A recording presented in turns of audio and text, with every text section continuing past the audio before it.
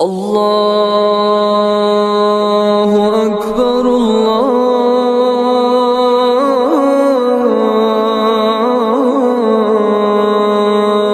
اکبر۔ نیت کو خالص کیا جائے۔ اور یہاں رک کے مجھے بات یاد آ گئی، سقراط کا نام تو آپ نے سنا ہے نا؟ سنا ہے؟ کوٹ تو لوگ کرتے ہیں سقراط بقراط اور ارسطو کو۔ سقراط نے بھی ایک مدرسہ بنایا ہوا تھا، شاید کسی نے کبھی پڑھا ہو، اور اس نے نظام یہ بنایا تھا کہ اس مدرسے میں 3 لوگوں کا داخلہ نہیں ہوگا۔ جس بچے کی زبان سے میں نے گالی سنی، جو وائلنس کرتا پکڑا گیا کہ وہ کسی سے لڑتا ہے یا کسی نے بلند آواز سے کسی کو آواز دی، وہ خارج ہے۔ کس وجہ سے؟ وہ کہا کرتا تھا جس شخص کے اندر ہاتھ اور بات میں فرق نہیں ہے اس کے پاس کوئی علم نہیں ہے۔ ہاتھ سے بھی دکھ پہنچتا ہے، اگر اس کی بات بھی ہاتھ بن جائے تو فرق کیا رہا؟ علم تو بتاتا یہ ہے کہ تمہارے ہاتھ اور بات میں فرق رہنا چاہیے۔ اور وہ کہا کرتے تھے معاشرے کے اندر علم ہی تو ہے جو برداشت پیدا کرتا ہے، اگر برداشت نہیں ہے تو کیا فائدہ ہوا؟ تو سب سے پہلے نصیحت کرتے وقت نیت کو خالص کیجیے، یا اللہ اس کا مجھے اجر دینا، میں نے کسی کو ذلیل کرنے کے لیے نہیں، تیری رضا حاصل کرنے کے لیے نصیحت کرنی ہے۔ دوسری بات، آپ کے پاس جب تک علم نہیں ہے آپ پہچان ہی نہیں سکیں گے برائی کیا ہے اچھائی کیا ہے۔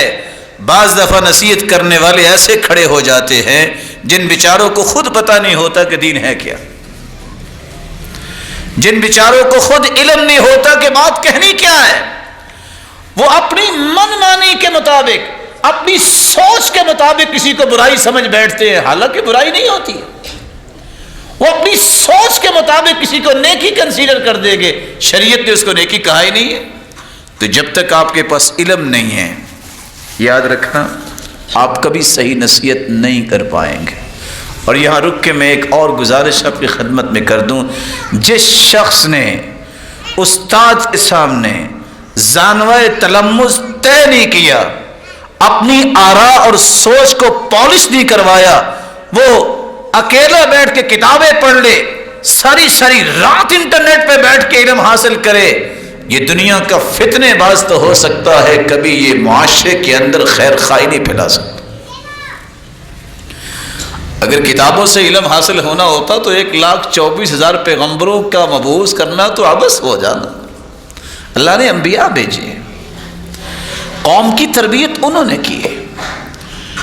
اور سوچنے کی بات ہے، یوتھ جو ہے آج بڑی اچھلتی ہے اور ابلتی ہے، آج فلاں اپلیکیشنز آگے اور ٹولز آگے ہیں۔ میرے بھائی، اگر ٹولز اور اپلیکیشن سے علم آنا ہوتا تو اللہ حضور جل علام سے جبریل کو ایک USB دے دیتے کہ زمین میں لے جاؤ اور سارے انسٹال کر لے۔ کوئی نبی نہ آتا، کوئی کتاب نہ آتی۔ یہ رویہ ہی غلط ہے۔ معاشرہ اس وقت ہلاکت کے دھانے پہ آیا اس وقت ہے جب اس نے انبیاء کے سلسلے سے نفرت شروع کر دی ہے۔ یہ گرومنگ کا کام، یہ میکنگ کا کام انبیاء نے کیا ہے، اور انبیاء کے بعد یہ ذمہ داری صحابہ حواریوں کی، اور پھر فرمایا العلماء ورثۃ الانبیاء، یہ انبیاء کے وارثین جو ہیں یہ علماء کا کام ہے۔ اکیلی کتابیں تو آپ کو کچھ فائدہ نہیں دیں گی، آپ کے پاس علم آئے گا لیکن آپ کے پاس تربیت نہیں آئے گی۔ علم حاصل کیجئے، علم حاصل کیجئے، یہ دوسری شرط ہے اگر آپ کسی کو نصیحت کرنا چاہتے ہیں۔ اس لیے قرآن کہتا ہے قُلْ هَذِهِ سَبِيلِي أَدْعُو إِلَى اللَّهِ عَلَى بَصِيرَةٍ أَنَا وَمَنِ اتَّبَعَنِي، یہ میرا راستہ ہے، میں اللہ کی طرف بلاتا ہوں، یہ دعوت کا انداز ہے، ایسے نہیں بلاتا، علی بصیرہ، میں بصیرت کے ساتھ بلاتا ہوں۔ ایک ہوتا ہے علم، کیا کہنا ہے، ایک ہوتی حکمت، کیسے کہنا ہے، ایک ہوتی ہے بصیرت، کب کہنا ہے، اکیلا علم بسا اوقات آپ کے لیے وبال جان بن جائے گا اگر آپ حکمت و بصیرت کو استعمال نہیں کرتے. علم پڑھا ہے آپ نے، شرک برداشت نہ کرو.